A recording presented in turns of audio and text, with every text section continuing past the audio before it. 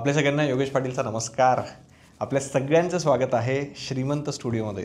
तर मंडळी, आज तुम्हाला सगळ्यांना माहिती आहे की आज दसरा आहे. तर आपले सगळे जे श्रीमंत स्टुडिओचे सबस्क्रायबर आहेत, श्रीमंत लोक आहेत, अशा सोन्यासारख्या श्रीमंत लोकांना दसऱ्याच्या खूप खूप शुभेच्छा. तर आज मला तुमच्या सगळ्यांसोबत एक महत्त्वाची गोष्ट शेअर करायची आहे. ती म्हणजे काय की तुम्ही पाहिलं असेल सुरुवातीला की आज आपण आपली जी पहिली गाडी आहे ती घेणार आहोत.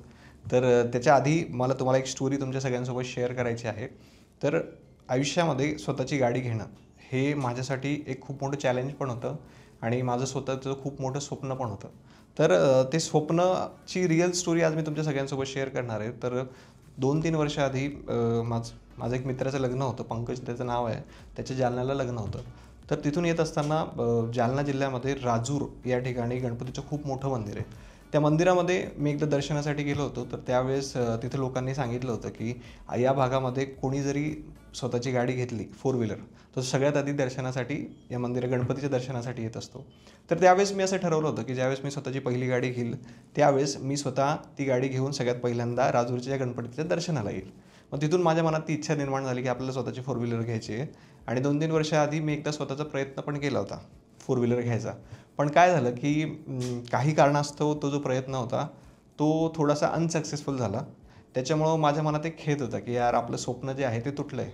आणि मला ती गोष्ट सतत अशी जाणवायची की अरे यार आपलं स्वप्न तुटलेलं आहे. मग मी ती गोष्ट सोडून दिली. मग त्यानंतर मी पुण्यात आलो.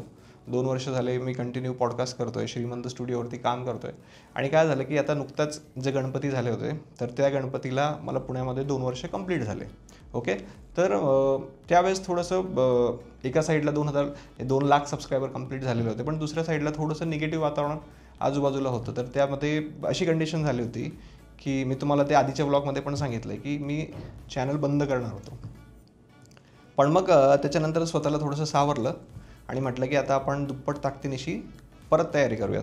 तर त्यावेळेस माझ्या मनात पुन्हा एकदा आलं होतं की यार आता आपण यावेळेस गाडीचं ट्राय करूयात. पण मग गाडीचं ट्राय करायचं म्हटल्यावर पैसे लागतात, गाडी घ्यायची म्हटल्यावर. मग कसं काय गोष्टी वर्कआउट होतील हे माहीत नव्हतं. पण मी म्हटलं की यार आपण ना लॉ ऑफ अट्रॅक्शन अप्लाय करूयात की यावेळेस आपल्याला गाडी घ्यायची आहे. आपण लॉ ऑफ अट्रॅक्शन त्याच्यासाठी अप्लाय करूयात. आता माझं लॅपटॉप जर तुम्ही जुनं चेक केलं ना तर त्याच्यावरती एक फोटो आहे की ज्याच्यामध्ये मी थारचा फोटो लावलेला होता की यार आपण लाईफमध्ये कधीतरी थार घेऊयात. मग मी थोडासा विचार केला की यार थार आपल्याला घेता येईल का. मग फॅमिली माझी थोडी मोठी आहे. मग मला फायनली या डिसिजनवरती आलो मी की आपण थार नको घ्यायला, त्याच्यापेक्षा दुसरी गाडी घेऊयात की जी 7 सीटर असेल. मग विचार केला की कोणती गाडी घेता येईल. मग आम्ही असं डिसाईड केलं की जी स्कॉर्पिओ एन गाडी आहे ब्लॅक कलरची, ती गाडी आपण घेऊयात. मग आता ही गाडी घ्यायसाठी लॉ ऑफ अट्रॅक्शन कसं अप्लाय करायचं याचा विचार होता. तर सगळ्यात पहिली गोष्ट आम्ही डिसाईड केलं की आम्हाला ही गाडी घ्यायची आहे. आता ही गोष्ट इम्प्लिमेंट कशी करायची लॉ ऑफ अट्रॅक्शन गाडीसाठी. तर आम्ही त्याच्यासाठी काय केलं की वेगवेगळ्या शोरूम्सला आम्ही भेट दिली आणि ॲक्च्युअल गाडीमध्ये जाऊन बसलो आणि ॲक्च्युअल फील घेतलं की यार गाडी कशी फील होते, स्वतःची गाडी असली की कसं वाटतं माणसाला. ती फिलिंग आम्ही घ्यायला सुरुवात केली आणि मनात एकच थॉट होता की आपल्याला गाडी आता घ्यायचीच आहे. आणि असं डिसाईड केलेलं होतं की समजा आता येणाऱ्या नवरात्रीमध्ये, दसऱ्याला, दिवाळीला आपल्याला गाडी घ्यायची आहे.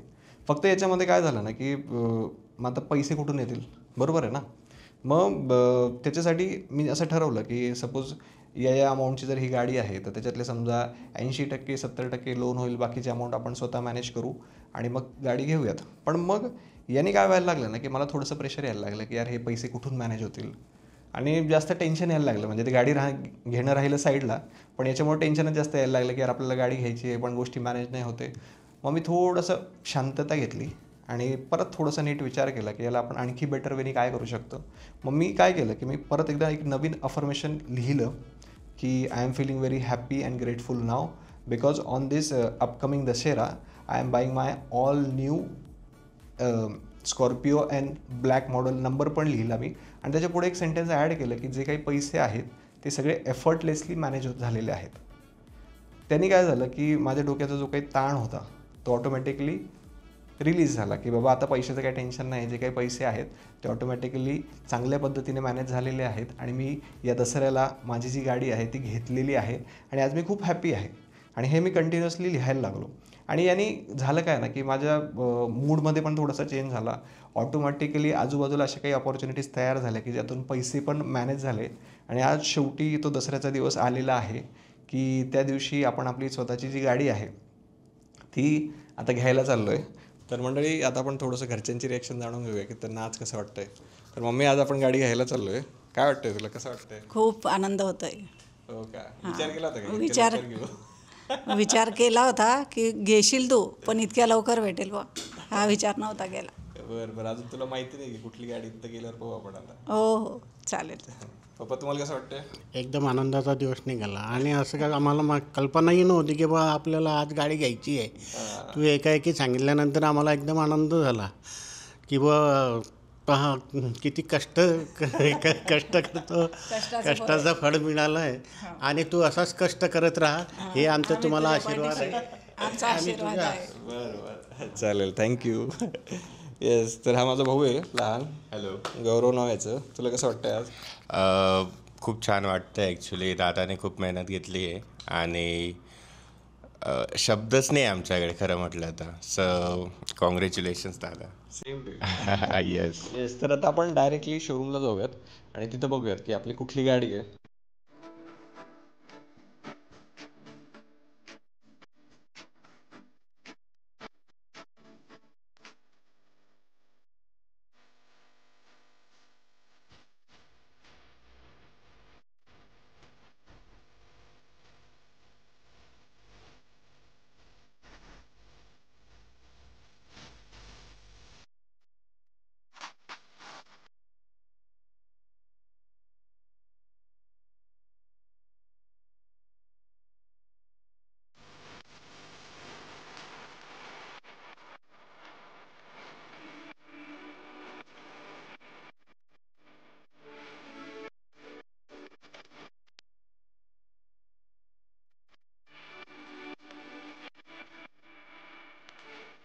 अरे थांबा थांबा, स्टोरीमध्ये अजून एक ट्विस्ट आहे.